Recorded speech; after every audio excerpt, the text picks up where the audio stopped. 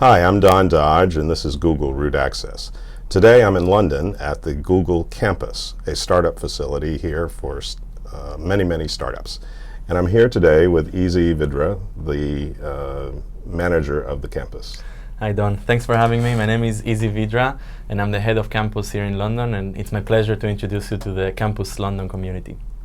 So Eze, tell me about Campus London and how it got started and what it is. Sure. Usually the way that I describe campus, if there was an equivalent between real estate and software, campus would be an open source building. It's like an API for startups, which means it's a 7-story building in East London that's filled with startups.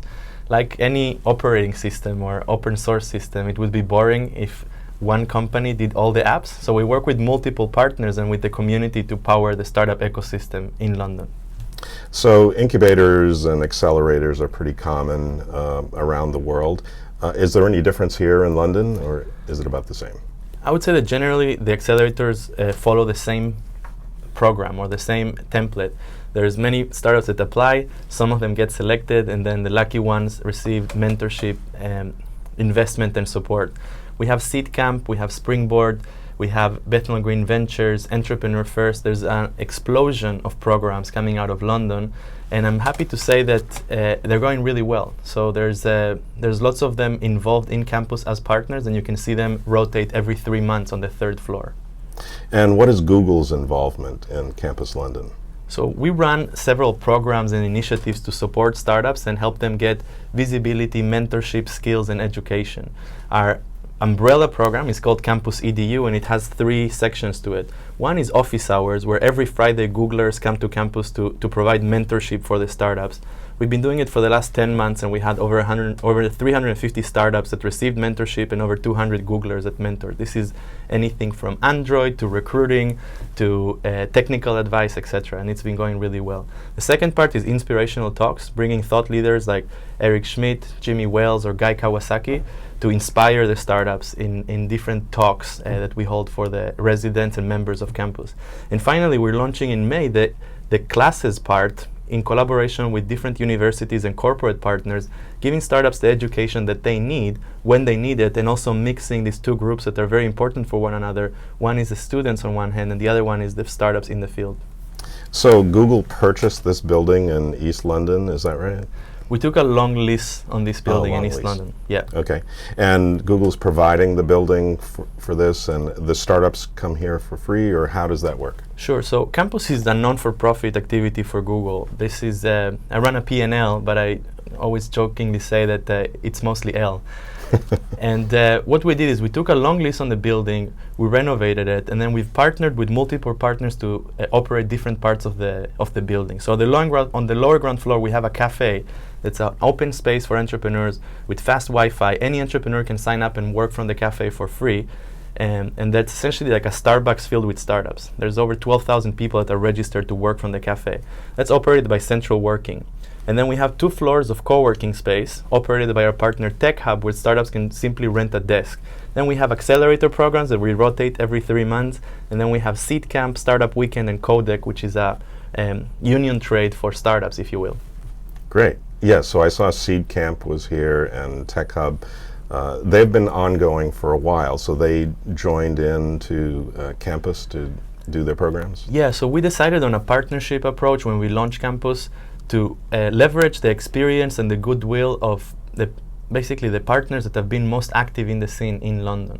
So rather than dropping in on East London and trying to reinvent the wheel or compete with local players, we partner with them, and it's been going really well. Actually, what we're seeing is that as an open source building, we not only generate all the community activity from our own events and our own networks, but we also bring in all of this experience and passion from other people. So you can see events from any of the partners and from the community, ranging from community meetups like tech meetups on PHP or big data to hackathons over the weekend, and it's just incredible to see that range.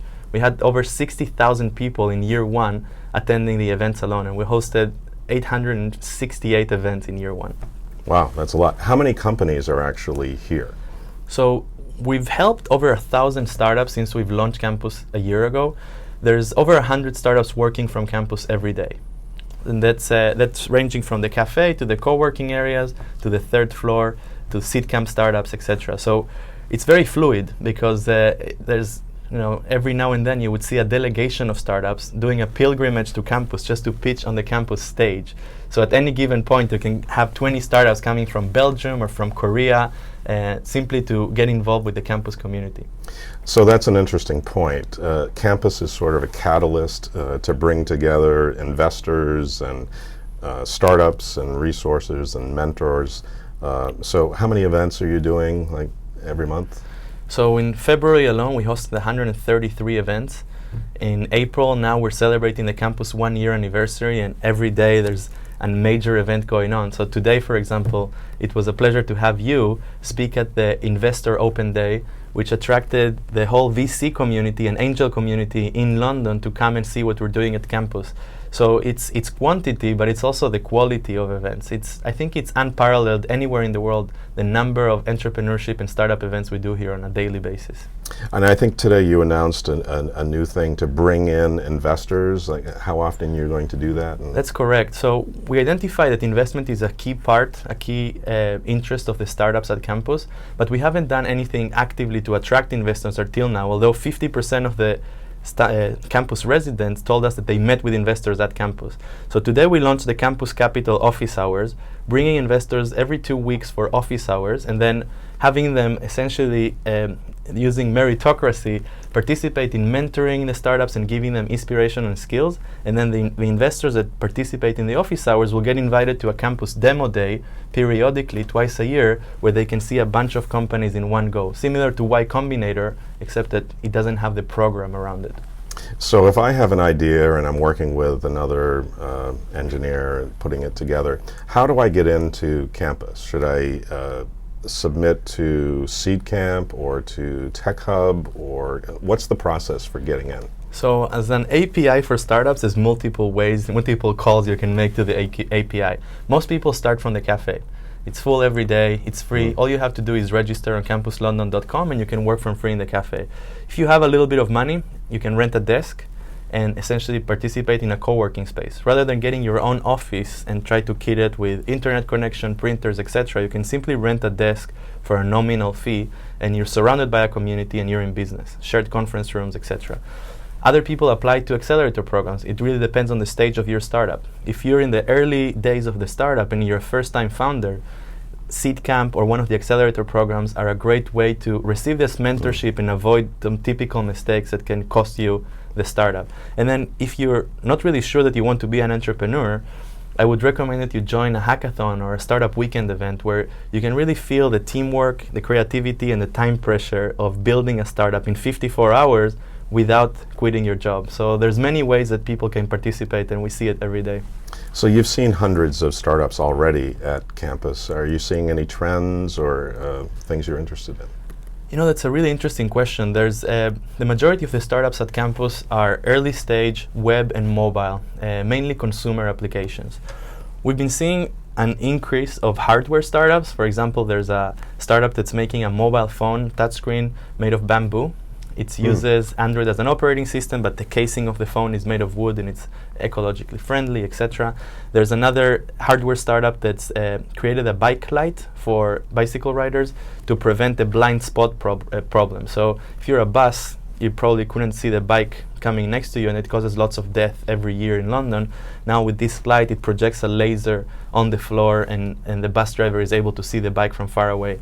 These startups are raising funding through Kickstarter, which really changed all the hardware landscape, I would say, for consumers. And then other trends include advertising technology. Lots of the big agencies are here, and we're seeing some disruptive ad tech companies. For example, there's a multi-device startup that just raised $1 million in seed, part of the Entrepreneur First accelerator program that we hosted for 3 months. Avocarot, that's trying to do basically fix the problem of display advertising on mobile and do context-specific ads. So when you finish a run, they show you an ad for Lucozade or for some sort of drink versus showing you the ad for an online game.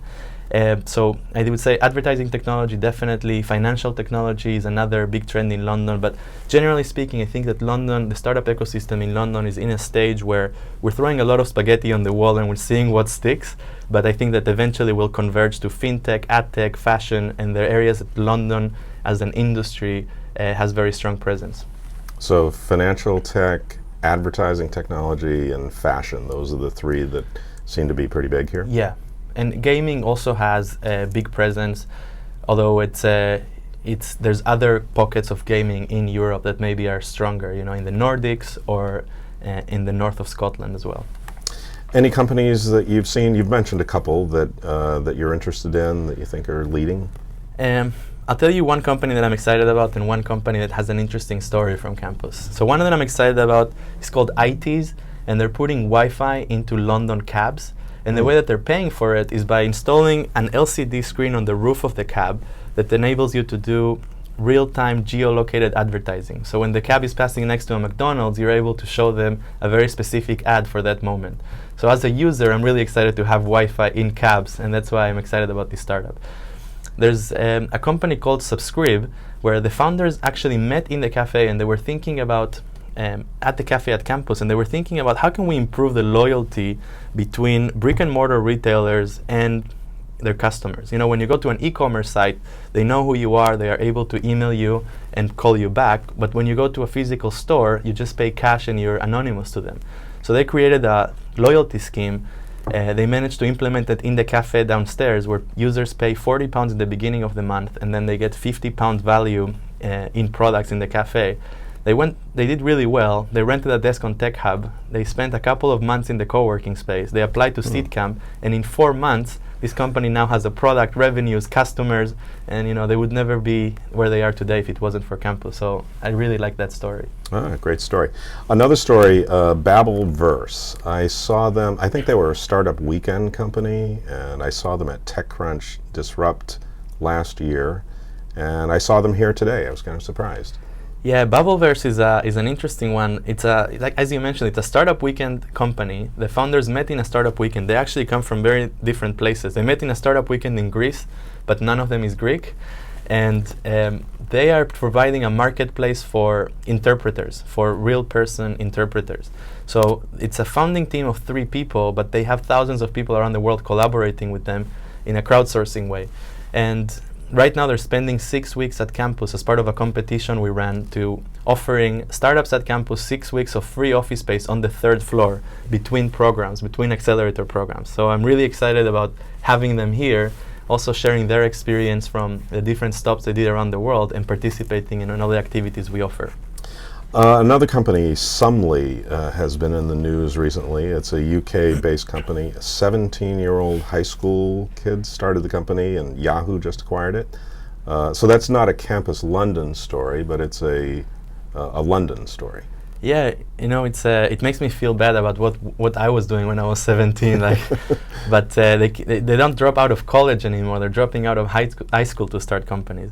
But Nick D'Alessio is the founder, and it's a really interesting story because I think it's a reminder that exits or disruptive technology can come from anywhere and from anyone. So Nick D'Alessio created this app that enables you to summarize text by shaking your phone. So you can take any article, you shake the phone, and then you receive a short summary that's the gist of the article. And I guess with Yahoo's focus on content and advertising, it's core to their strategy.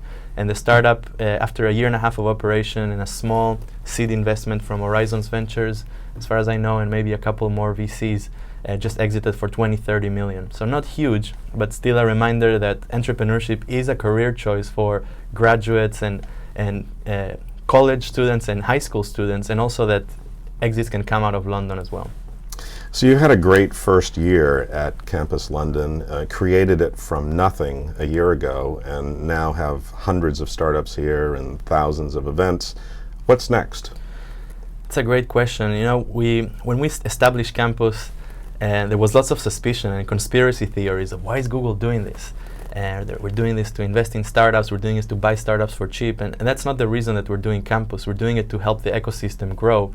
And I would love to see us continue that mission, focusing on education and community. So far we've been great for the physical community, people that are able to come to the building and take advantage of the facilities and the services that we provide. And next, I would like to level the playing field and offer this sort of mentorship and skills to entrepreneurs around the world. So we are in the process of installing cameras in the event spaces. With the Campus EDU program, we will record each event and make it available on the campus YouTube channel. And I hope that with time, we will be able to bring together entrepreneurs regardless of where they're physically located, and served as thought leadership or brain trust for them to bounce ideas, to talk to each other, and to get the access to mentorship, inspiration, and skills. So Google is doing this as a public investment just to stimulate the startup ecosystem and support the economy? Absolutely, and I think that's the right way to look at it. This is not CSR. We didn't just put the building and said, there you go, community, just have it. It's an investment, and we're putting a lot of resource and support in making this work and helping the startups get traction, visibility, and mentorship.